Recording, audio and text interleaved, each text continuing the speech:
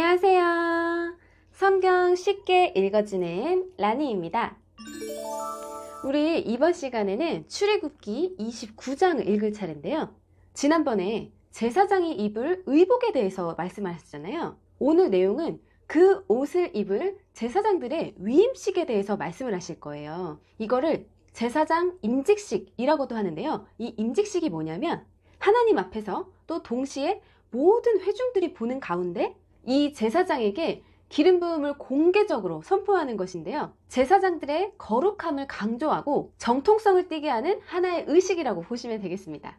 왜 목사님들이 신학대학 나와가지고 다 이제 그 과정 다 졸업하고 나서 안수받고 목사가 되는 거랑 비슷한 거예요. 이 제사장들이 앞으로 이스라엘 백성들을 대표해서 하나님과 이 백성들 사이에서 중보자의 역할을 해야 되기 때문에 굉장히 중요하거든요, 이 사람들이. 그래서 공개적으로 그 신분을 인정받고 그 권리를 위임받는 그런 하나의 예식이에요. 그래서 제사장 위임식의 그 절차와 방법들에 대해서 오늘 하나님께서 말씀을 해주실 건데요. 출애굽기 29장 오늘 읽어볼게요. 너는 아론과 그의 아들들이 제사장으로서 나를 섬길 수 있도록 하여라. 그들을 거룩히 구별하여 세우는 법은 이와 같다. 숫송아지 1마리와 순양 2마리를 흠 없는 것으로 골라라. 무교병과 기름 섞인 무교 과자와 기름 바른 무교 전병을 고운 밀가루로 만들어라. 그것들을 모두 한 광주리에 담아서 그것을 숫송아지와 순양 2마리와 함께 가지고 오너라. 자, 1절부터 3절까지는 이 제사장 위임식에 대해서 준비해야 될 거, 준비물이에요. 숫송아지 1마리, 그 다음에 순양 2마리가 필요한데요. 여기서 숫송아지는 속죄제를 드릴 때 사용되는 제물이에요. 그리고 양 2마리는 하나는 번제, 하나는 화목제, 이렇게 드릴 각각 제사에 사용되는 제물이에요. 그리고 누룩 없는 빵과 누룩 없는 과자, 그 다음에 누룩 없이 그냥 기름만 바른 무교 전병, 이거를 같이 이 빵이랑 이 짐승이랑 같이 해가지고 제사를 드리는 거예요. 그리고 우리 무교절 아시죠? 무교절. 하나님께서 이 어떤 중요한 의식을 제사를 치룰 때 누룩을 넣지 않은 빵을 이용해서 이제 그거를 자꾸 의식을 치르라고 하시는 이유가 이때 당시에 누룩이 상징하는 게 뭐냐면 누룩이 이렇게 부풀어 오르게 하는 성질이 있잖아요. 그래서 그 부풀어 오르게 하는 그 성질 덕분에 죄와 부패를 상징하는 것으로 여겨졌다고 합니다. 그래서 굉장히 이렇게 경건한 이런 제사를 드릴 때는 누룩을 사용하면 안 되는 거였어요. 아론과 그의 아들들을 회막 입구로 데려가서 물로 씻어라. 옷을 가지고 와서 속옷과 에봇의 겉옷과 대제사장의 예복인 에봇과 가슴 덮개를 아론에게 입혀라. 그리고 에봇을 공들여 짠 허리띠로 매주어라. 아론의 머리에 관을 씌우고 거룩한 금패를 관에 매달아라. 특별한 기름을 가져다가 아론의 머리에 부어 발라라. 그리고 나서 그의 아들들을 데려다가 속옷을 입히고 머리에 관을 씌우고 허리에도 띠를 띠게 하여라. 아론과 그의 자손은 영원한 규례에 따라 이스라엘에서 제사장이 될 것이다. 너는 이렇게 아론과 그의 아들들을 제사장으로 임명하여라. 이거 지금 모세한테 하는 얘기예요. 모세의 주도하에 이 아론과 그의 아들들이 제사장 위임식을 거행할 때 그 전에 먼저 이들을 성결하게 씻겨야 된다는 거죠. 모세가 이렇게 물로 좀 이렇게 씻어주는 그런 의식을 치룬 다음에 이제 착복식을 하는 거예요. 이 대제사장의 옷을 입는 거죠. 아론이, 그리고 그의 아들들도. 이렇게 옷을 다 입으면 이 모세가 아론과 그의 아들들에게 이제 머리에 기름을 붓고 제사장으로 이제 임명을 하는 거죠. 이렇게 해서 하나님이 세우신 그 규칙과 절차에 따라서 이 아론과 그의 후손들이 이스라엘에서 영원히 제사장 직분을 맡게 돼요. 너는 회막 앞으로 준비한 숫송아지를 끌고 오너라. 아론과 그의 아들들은 그 송아지의 머리 위에 손을 얹어라. 그런 다음에 그 송아지를 여호와 앞에서 곧 회막 입구에서 죽여라. 송아지의 피를 얼마쯤 가지고 제단으로 나아가거라. 너희 손가락으로 피를 제단 뿔들에 바르고 남은 피는 제단 밑에 부어라.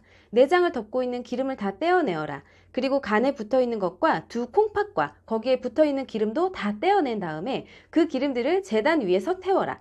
송아지의 고기와 가죽과 똥은 진 밖에서 태워라. 이것이 죄를 씻는 제사인 속죄제이다. 자, 여기서 제사의 한 종류인 속죄제가 나왔어요. 가장 먼저 드려지는 이 속죄제가 뭐냐면요. 하나님께 죄사함을 구하는 제사인데요. 이 제사장들이 이스라엘 백성들을 대표해서 하나님께 죄사함을 받는 그런 직분을 가졌잖아요. 그러면 이 사람들 먼저 죄사함을 받아야 되겠죠? 그래서 이 아론과 그의 아들들이 이 숫송아지의 머리에 손을 얹어가지고 그 안수 행위를 함으로써 자신의 죄를 이 제물에 전가를 하는 거예요. 그래서 이 제사장들의 죄를 먼저 속죄하는 속죄제를 먼저 드리는 거죠. 그 속죄제의 방법은 하나님께서 말씀하신 대로 이렇게 피를 제단에 뿌리고 밑에다가 붓고 그 다음에 짐승의 내장에서 떼어낸 기름은 제단에서 태워가지고 연기로 바치고 고기랑 가죽, 똥 이런 거는 진영 밖에서 다 태워가지고 이런 식으로 속죄제 제사를 드리는 거예요. 순양 2마리 중에서 1마리를 끌고 오너라. 아론과 그의 아들들에게 순양의 머리에 손을 얹게 하여라. 그런 다음에 순양을 잡아라. 그 피를 제단 둘레에 뿌려라. 순양을 여러 조각으로 잘라내고 그 내장과 다리는 씻어서 그것들을 잘라낸 조각과 머리를 함께 놓고 순양 전체를 제단 위에서 태워라.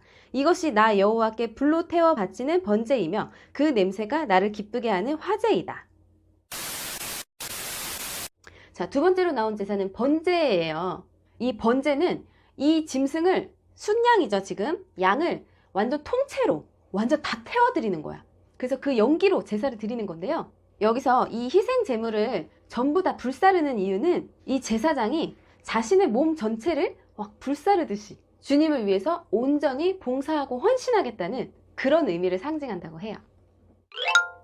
나머지 순양 1마리를 끌고 오너라. 아론과 그의 아들들에게 그 순양의 머리에 손을 얹게 하여라.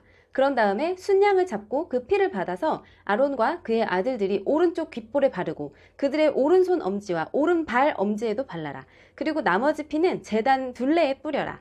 그리고 나서 제단에서 피를 얼마쯤 가져다가 제사장을 임명할 때에 쓰는 특별한 기름과 섞어라. 그것을 아론과 그의 옷에 뿌리고 아론의 아들들과 그들의 옷에도 뿌려라. 그렇게 하면 아론과 그의 아들들과 그들의 옷이 거룩해질 것이다. 그런 다음에 순양에서 기름을 떼어 따로 두어라. 기름진 꼬리와 내장을 덮은 기름을 떼어 따로 두어라. 간에 붙어있는 것과 두 콩팥과 거기에 붙어있는 기름도 다 떼어 따로 두어라. 그리고 오른쪽 넓적다리를 잘라내어 따로 두어라. 이것이 제사장을 임명할 때 쓰는 순양이다. 자, 이게 화목제예요. 이 세 번째로 나온 이 화목제는 어떤 제사냐면요. 똑같이 순양을 사용하는데 이번에는 태워드리는 제사가 아니라요. 그냥 양을 잡아서 그 피를 제사장들의 오른쪽 귓볼과 오른손 엄지, 그 다음에 오른발 엄지에 발랐대요. 이 의식이 뜻하는 바는 뭘까요? 이 성경의 일반적인 의미로 오른쪽은 올바름과 능력, 축복 이렇게 좀 좋은 뜻으로 보통 사용되고요. 반면에 왼쪽은 좀 그릇됨과 저주, 죄 약간 이런 나쁜 것들을 상징한다고 하는데요. 그래서 이 희생 제물의 피를 제사장들의 오른쪽 신체 부위에 바른 거예요. 자, 이 같은 의식은 삶의 모든 부분이 하나님 앞에서 거룩하게 구별된 자답게 살아야 된다는 그런 상징적인 메시지를 담고 있고요. 귓볼, 자, 듣고 생각하는 거, 그죠? 그리고 손, 우리가 행하는 거, 그 다음에 발, 가는 곳. 무슨 말인지 아시죠? 그렇게 모든 면에서 다 구별된 자답게, 성별된 자답게 살아야 한다는 뜻이에요. 요런 숨겨진 의미를 알고 성경을 읽는 것과 그냥 전혀 그런 거를 모르고 그냥 뭐 오른손에 바르고 어디 바르고 발랐네 그냥 이렇게 지나가는 거랑 완전 이 성경을 읽는 내용이 진짜 천지 차이죠. 확실히 그 숨어있는 의미를 알고 나면 훨씬 더 이게 재밌어요. 자, 그 다음에 이제 다음 제사가 나오는데요.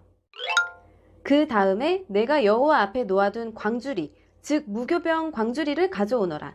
거기에서 빵 한 조각과 기름 섞인 과자 하나와 기름을 바른 전병 하나를 꺼내어라. 그것들을 아론과 그의 아들들의 손에 얹어 주어라. 그래서 그것들을 나 여호와 앞에서 흔들어 바치는 요제로 드려라. 그런 다음에 너는 그들의 손에서 그 과자들을 받아서 번제물과 함께 제단 위에서 모두 태워라. 이것은 나 여호와께 바치는 화제이니 그 냄새가 나 여호와를 기쁘게 한다. 그리고 나서 아론을 제사장으로 임명할 때 쓴 순양의 가슴을 가져다가 여호와 앞에서 요대로 바쳐라. 그 가슴은 너희의 몫이다. 아론과 그의 아들들을 제사장으로 세울 때 쓴 순양 중에서 흔들어 바친 가슴과 넓적다리를 거룩히 구별하여라. 이것은 이스라엘 백성이 화목 제물 중에서 나 여호와께 바쳐야 할 예물인데 이것은 이스라엘 백성이 언제나 아론과 그의 아들들에게 주어야 할 몫이다. 자, 이게 무슨 말이냐면요. 지금 23절에서부터 28절까지 나온 내용은 화목제랑 소제가 약간 섞여져 있는데요. 소제가 뭐냐면 그 아까 준비해놨던 그 빵과 과자 있죠? 무교병. 그걸 이용해서 드리는 게 소제예요. 제가 여기서 다시 한번 정리를 해드릴게요. 이스라엘 백성들이 하나님께 드리는 제사의 종류가 5가지가 있어요. 지금 우리가 소제까지 해서 4가지가 나왔는데, 첫 번째 속죄죄, 두 번째 번제, 그 다음에 세 번째 화목제 나왔고요. 네 번째가 소제인데요. 그리고 5번째는 속건제라고 하는 제사가 있는데 그거는 이 장에는 나오진 않았어요. 근데 제가 지금 말씀드리려고 하는 네 번째 소제는요, 좀 특이하게도 짐승이 아니라 곡식, 곡물로 제사를 드리는 거거든요. 그래서 이 소제는 짐승의 피가 없기 때문에 곡식을 제물로 바치는 거기 때문에 단독으로 제사를 지낼 수가 없고, 반드시 번제나 화목제랑 같이 겸해서 이제 소제는 약간 세트로 따라 붙는 거죠. 그리고 화목제를 지낼 때 그 여기에서 하나님께서 순양 중에서 흔들어 바친 가슴과 넓적다리를 거룩히 구별하여라. 이것은 이스라엘 백성이 화목제물 중에서 나 여호와께 바쳐야 할 예물인데, 이스라엘 백성이 언제나 아론과 그의 아들들에게 주어야 할 몫이다. 이게 무슨 말이냐면, 이 아론과 그의 아들들은 제사장이라는 직분을 맡고 있기 때문에 다른 여타 경제 활동을 할 수가 없어요. 이 사람들은 온종일 이제 성막을 지켜야 되는 사람들이어가지고 수입원이 없잖아요. 그래서 하나님께서 이들의 일용할 양식을 책임져 주시기 위해서 이 제사에 쓰여진 제물 중에 일부를 이 제사장들의 몫으로 아예 그냥 규정을 지은 거예요. 그래서 그 가슴 부위랑 넓적다리 부위는 항상 아론과 그의 아들들의 몫으로 이 고기를 남기라고 얘기를 하신 거죠. 그리고 여기서 흔들어 바치는 요제라고 얘기가 나오는데, 제가 제사를 드리는 이 방법에 대해서 4가지로 구분이 또 돼요. 그거를 또 설명을 드릴게요. 첫 번째로는 화제예요. 화제. 화제는 말 그대로 다 태워드리는 거. 번제에서 사용되는 방식이 화제 방식이에요. 화제. 그 다음에 두 번째로는 요제인데요. 요제가 이 화목제에서 쓰여진 건데, 요제 이렇게 흔들어서 그러니까 이 제물 있잖아요. 이 짐승을 이렇게 들어서 막 흔드는 거야. 흔들어가지고 그 의식을, 제사를 치르는 게 요제 방법이에요. 그 다음에 거제. 거제는 여기에 나오지 않았는데, 이 짐승을 높이 들었다가 내려놓는 거. 그러니까 이제 그 약간 퍼포먼스 같은 거요. 이 짐승을 높이 번쩍 들어요. 하나님께 올립니다. 약간 이런 뜻이겠죠. 그래서 높이 들었다가 내려놓는 거. 이거를 거제라고 하고요. 그 다음에 전제. 전제는 뭐냐면 이 희생 제물 위에다가 포도주나 기름을 부어서 이렇게 부어드리는 방식을 전제 방식이라고 해요. 그래서 오늘은 28절까지 읽어봤는데요. 지금 오늘 제사의 종류와 방법에 대해서 배우다 보니까 너무 내용이 길어져서 제가 29장은 또 중요하기도 하고 그래가지고 2번에 걸쳐서 읽을게요. 그래서 오늘 기억해야 되는 거는 속죄제, 번제, 화목제, 소제, 이렇게 4가지 제사의 종류, 그 다음에 이 제사를 지내는 방식이 화제, 태워드리는 거, 요제, 흔들어서 드리는 거, 거제, 들었다가 내리는 거, 그 다음에 전제, 따라 붙는 거. 이렇게 기억해 주시면 될 것 같아요. 많이 어렵지 않으시죠? 저 처음에 이 성경을 읽었을 때, 텍스트로만 봤을 때는 되게 뭐가 뭔지 하나도 모르겠더라고요. 근데 계속 보다 보니까 이 5가지, 이 4가지의 분류를 딱 알고 나서 다시 성경을 읽으니까 이해가 잘 되더라고요. 여러분도 이 5가지, 4가지 요것만 잊지 말고 기억하세요. 이 내용이 나중에도 많이 나오는데 어쨌든 제가 다음 시간에 29절부터 다시 또 읽어드릴게요. 오늘도 성경 말씀 같이 읽어주셔서 감사드리고요. 다음 시간에 또 만나요. 안녕.